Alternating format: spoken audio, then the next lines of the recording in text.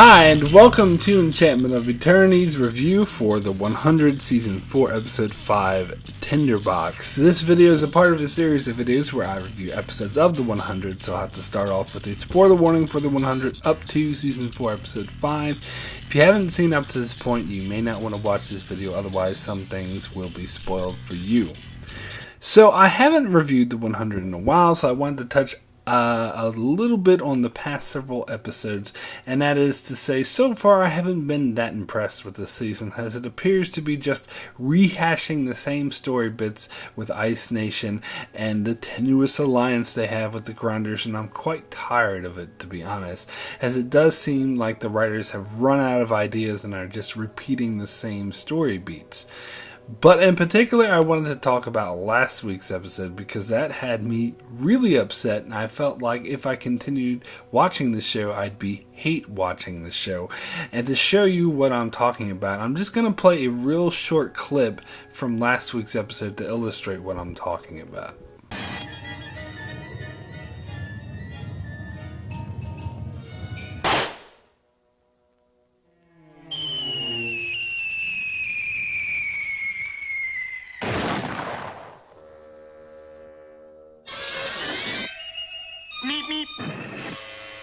So yeah, that's essentially what happened with Octavia. I mean, the thing is that at first I was loving that episode as I thought they were taking a huge risk by killing off Octavia. It was really shocking because I thought she was simply going to, make it back to Arcadia to warn everyone, as would be predictable. But instead, she ended up dying in an awesome single combat fight scene, as she had this sword, stabbed through the belly and then fell off a ridiculously high cliff that absolutely no one could survive from. So I was like, okay, that's it, she's dead. And then you got that blood-curdling scene with Bellamy where he was told she died and he was freaking out and he was like, no, and screaming, and it was so heart-wrenching. And I was like, my God, this is some real powerful stuff. The show is actually taking a huge risk and going somewhere I didn't think it had the balls to go. Well done. But then, it was all completely undone when they showed Octavia was still alive and climbing back on her horse. So yeah, as soon as I saw this scene, I was like, oh, come on! That was just stupid! And more than that, it shows that the show has no balls. Unlike its first two seasons when it was willing to kill off Wells after just a few episodes, and then Finn, even when he was a fan favorite, now it's pretty apparent they're too chicken shit to kill off any important characters. Not that I really wanted Octavia dead. I think she's a great character that adds more to the show alive than dead, but once they went down that path, they needed to commit to it. The way they just shamelessly backed out of it, it was a real crawling under the dumpster moment. A sign of a show just seeking cheap thrills without the balls to tell risky storytelling. And this week's episode did nothing to alleviate this. In fact, it made it worse, as Octavia, after being stabbed and falling from a ridiculous height that should have mangled her body, on top of this, she survives an explosion that happens right in front of her.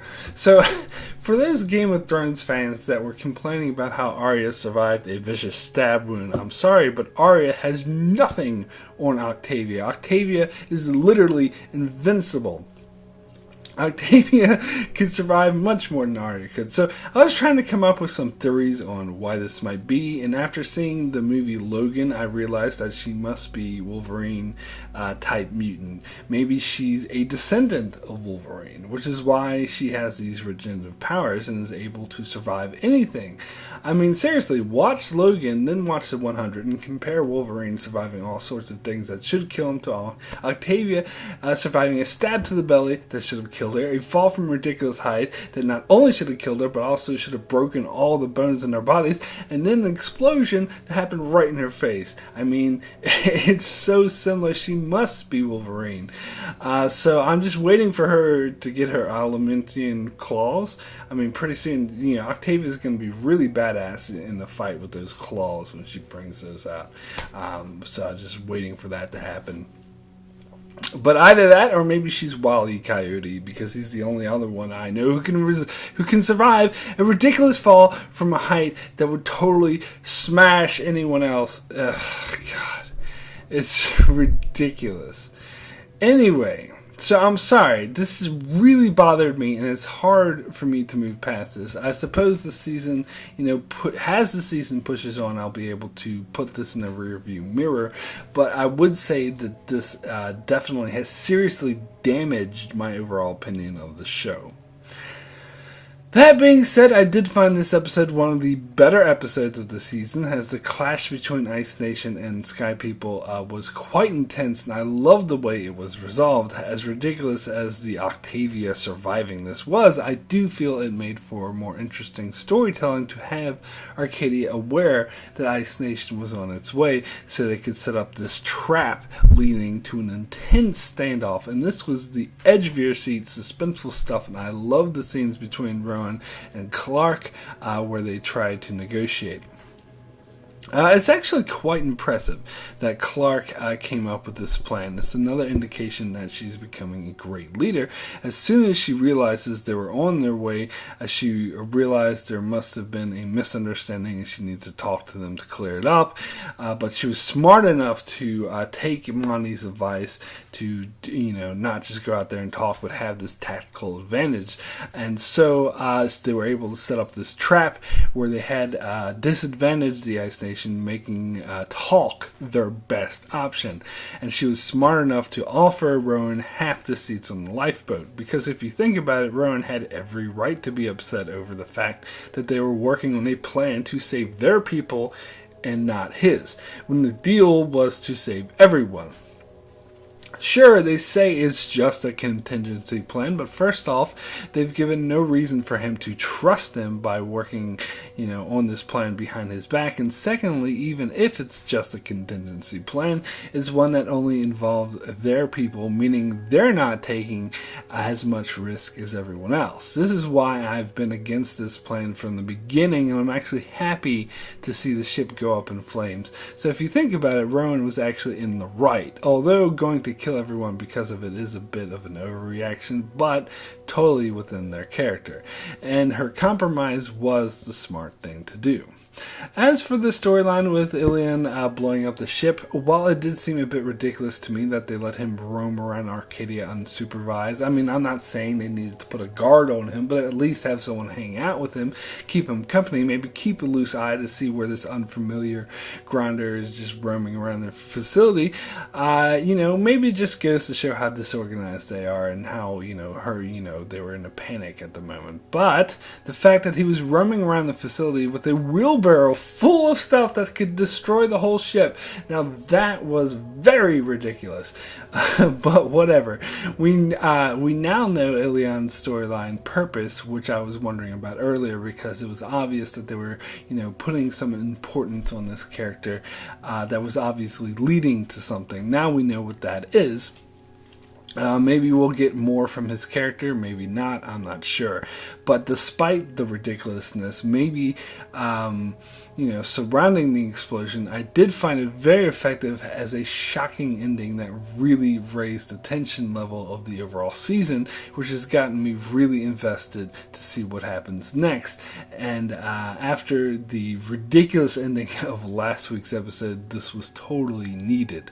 And as I said, I'm actually happy to see the ship go up in flames, as this puts an end to the whole lifeboat scenario BS, and now they are forced to come up with a solution that will save everyone. The one thing that kind of worries me is what Rowan's reaction to the ship exploding is. I hope he's not like, oh, you'd rather destroy the ship than give up half your seats, because if they go that way, I'll be quite sick of it. I'm really sick of that crap. Instead, I hope it takes a more of a haha, they lost their advantage now, so we're all in this together route, which would be infinitely more interesting for me, but we'll see.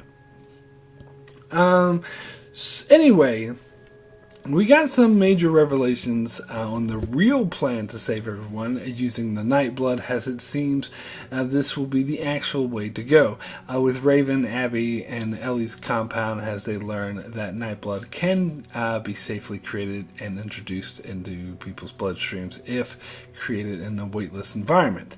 And to top this off, we get the revelation that there is a spaceship at the lab that they can launch into space.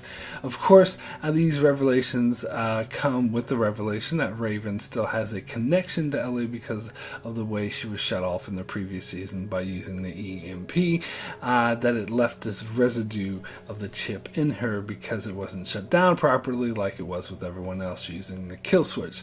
So okay, fine, that makes sense, it all adds up, but on the other hand, it's painfully obvious that they weren't originally planning the storyline and just came up with this story idea out of the blue, and many other sci-fi shows have done this, so I can kind of forgive it for this and just roll with it, but something sort of eats at me that it's a tad bit contrived, but whatever, I'll just roll with it. But it's funny, as soon as they revealed this, I was like, hey, wasn't Abby disconnected by the MP2? How come nothing's happening to her? But to the show's credit, it then addressed this immediately by having Jackson bring up that exact point, and then the episode ends with Abby hallucinating, so this could be an indication that she'll be experiencing the same thing. And as, out of nowhere, as I think this storyline is, it will still be interesting to see where they take this vague connection to Ellie and how it could help them. Of course, when it comes to the revelation that Raven could die if she pursues this knowledge, and if indeed Abby is experiencing the same thing, then her life could be in jeopardy as well. But the thing I'm aware of at the moment is that this is only episode 5, meaning there are 8 more episodes, so the solution can't be as easy as Raven thinks, meaning they have to come up with more complications to keep the plot going, which is fine as long as it's handled properly. And after last week's debacle, I'm not completely confident that it will be, but I still have hope, but I'll just have to wait and see.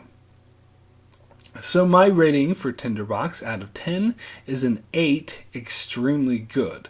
If this rating seems a bit high to you, bear in mind that most of the complaining I did at the start of the video was in regards to last week's episode that would have gotten a very low rating indeed. This week's episode, however, actually got me invested in the show again after I was ready to give up on it, which is an impressive feat indeed. It had an explosive ending that was really shocking, helped raise the stakes, and get me invested in the overall season again. But it's not without its flaws, but it's still a powerful episode.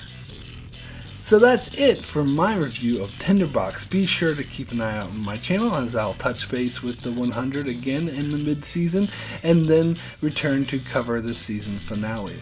Also be sure to check out my channel for many more videos on shows like Game of Thrones, Star Trek, Black Sails, The Expanse, and more. So be sure to subscribe so you can keep up with all of that. And thanks a lot for watching.